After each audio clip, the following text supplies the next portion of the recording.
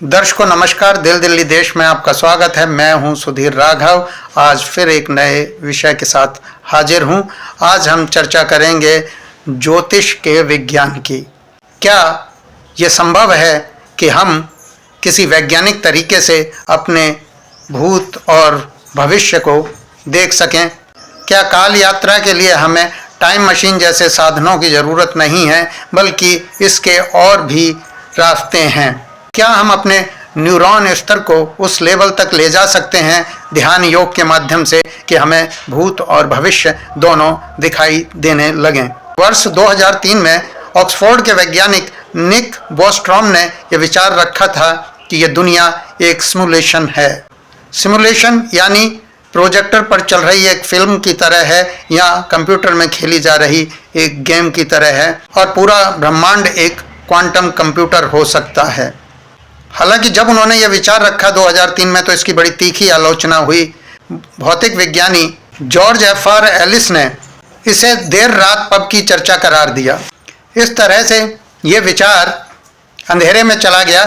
लेकिन उसके बाद सर स्टीफन हॉकिंग ने जब ये कहा कि दुनिया एक सिमुलेशन हो सकती है, तब तहलका मच गया। यानी कि इस दुनिया में जो कुछ हो रहा है वो पहले से तय है। यानी कि ये पूरी दुनिया एक फिल्म की तरह चल रही है। अगर ये फिल्म की तरह चल रही है तो इसके भविष्य को भी पहले देखा जा सकता है और इसके भूत को भी रिवाइंड किया जा सकता है। तो क्या ऐसा संभव है?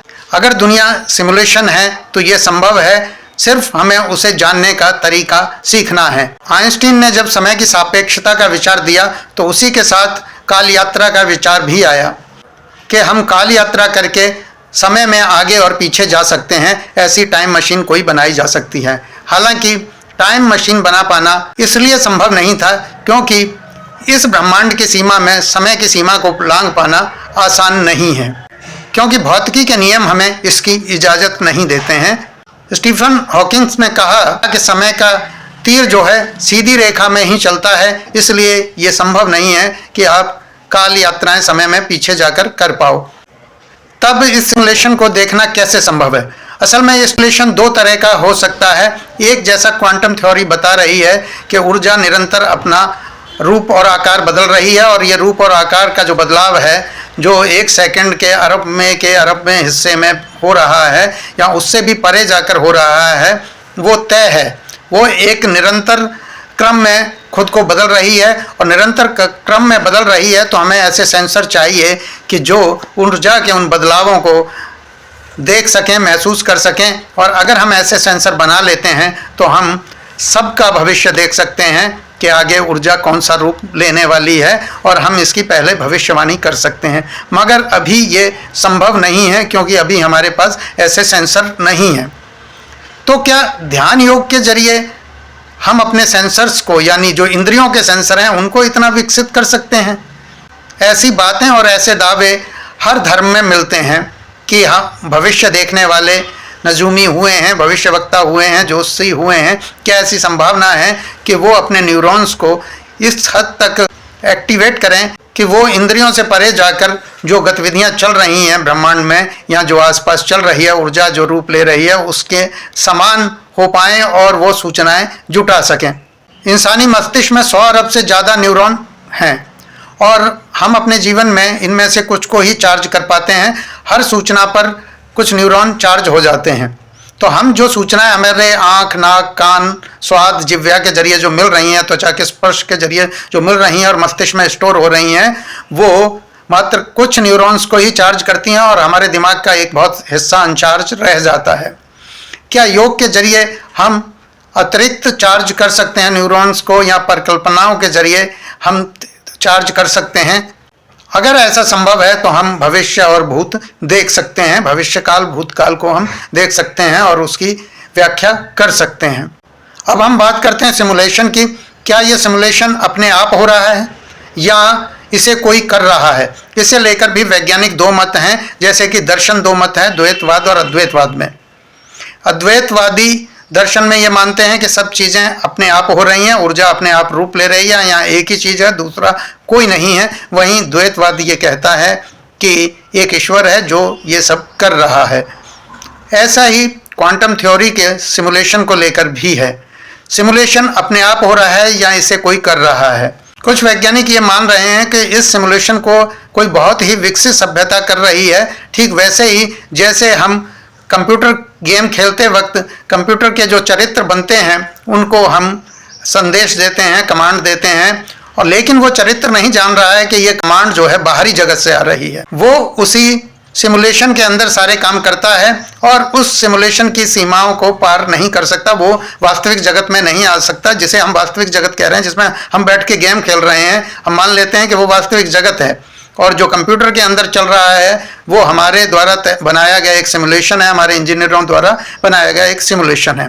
उस सिमुलेशन में जो पात्र हैं जिन्हें टास्क दिए जा रहे हैं वो टास्क बाहर बैठे व्यक्ति द्वारा या खिलाड़ी द्वारा दिए जा रहे हैं जो उन्हें कमांड कर रहा है, लेकिन वो पात्र ये नहीं जानते कि ये बाहर से आ रहे हैं, क्योंकि ये सारे निर्देश उसे एक कूट भाषा में मिल रहे हैं जो कि उसके पिक्सल्स को, जो कंप्यूटर स्क्रीन है उसके पिक्सल्स को चार्ज कर रही है, ठीक वैसे ही जैसे हमारे मस्तिष्क में न्यूरॉन चार्ज होते हैं और उस तरीके से सामने एक तस्वीर खड़ी हो जाती है कंप्यूटर की स्क्रीन पर। और हमारे मस्तिष्क का हाल भी कुछ ऐसा ही है। कंप्यूटर पर गेम खेलते हुए जो सिमुलेशन है वो हमारी कमांड पर चल रहा है।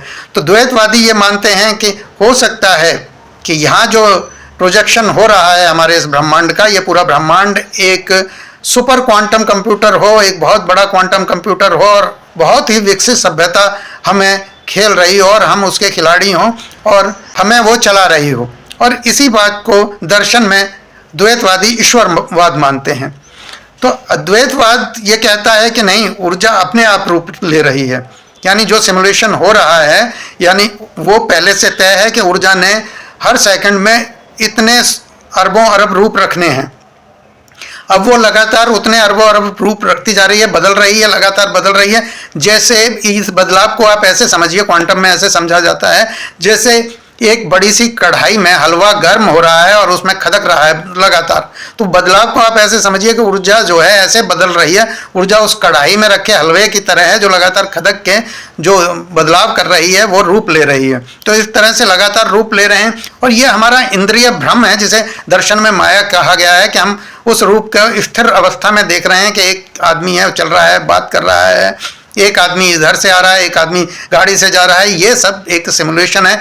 ऊर्जा को ही देख रही है और ऊर्जा का कौन सा रूप देखेगी, कौन सी ऊर्जा, ये ऊर्जा को दिए गए सेंसर्स तय कर रहे हैं और सेंसरों की सीमाएं सीमित कर दी गई हैं। जैसे हमारे नेत्रों की सीमा सीमित कर दी गई है कि आप एक सेकंड में 16-17 बदलाव वाले स्तर तक ही महसूस कर सकते हो या देख सकते हो। उससे अधिक वाले बदलाव की स्थिति को आप नहीं भांप सकते। उसके बीच में जो हो जाएगा उस गैप में वो आप नहीं जान पाओगे कभी। तो सेंसर जब हर सेकंड में 17वें बार आता है तो वही दृश्य वापस आ जाता है, तब तक ऊर्जा रूप वापस लेके वहीं आ जाती है, इसलिए वो सिमुलेशन हमें कायम दिखता है। ठीक ऐसे ही कंप्यूटर स्क्रीन पर भी कमांड के द्वारा जो चित्र बन रहे हैं वो लगातार पिक्सल हैं, वो एक जगह जुड़ रहे हैं। उन्हें जो कमांड मिली है वो भी उससे कंप्यूटर स्क्रीन पर 25 या 30 के पिक्सल से काम कर रहे हैं और हमें लगातार वो दिखाई दे रहे हैं क्योंकि उसे हमारे अनुकूल तैयार किया गया है। तो प्रकृति का जो रूप है वो निरंतर बदल रहा है। क्वांटम फिजिक्स का भी ये मानना है, क्योंकि अभी इस दिशा में बहुत से प्रयोगों को, विज्ञान को अभी प्रगति करनी है कि इसे प्रयोग द्वारा साबित करे। वो समय अभी दूर है, वैसे साधन नए ढूंढने पड़ेंगे। लेकिन दर्शन में यह दावा किया जाता है कि योग के जरिए, ध्यान योग के जरिए हम भूत और भविष्य को देखते हैं। गीता में कृष्ण भी ऐसा करते हैं, वो भविष्य भी बता रहे हैं अर्जुन को कि क्या होगा और क्या हो चुका है। वो कहते हैं ये मैं ही तय करता हूँ। तो वो जो मैं है वो ऊर्जा है, वो ऊर्जा की ओर से ये बात कह रहे हैं। और जब आप अद्वैत को मानते हैं तो वहाँ first person, second person, third person खत्म हो जाते हैं। वहाँ प्रथम पुरुष, द्वितीय पुरुष, उत्तम पुरुष खत्म हो जाता है, काल का भेद खत्म हो जाता है और सब कुछ मैं ही रह जाता है, अहम ब्रह्मास्मि हो जाता है। ये अद्वैतवाद है।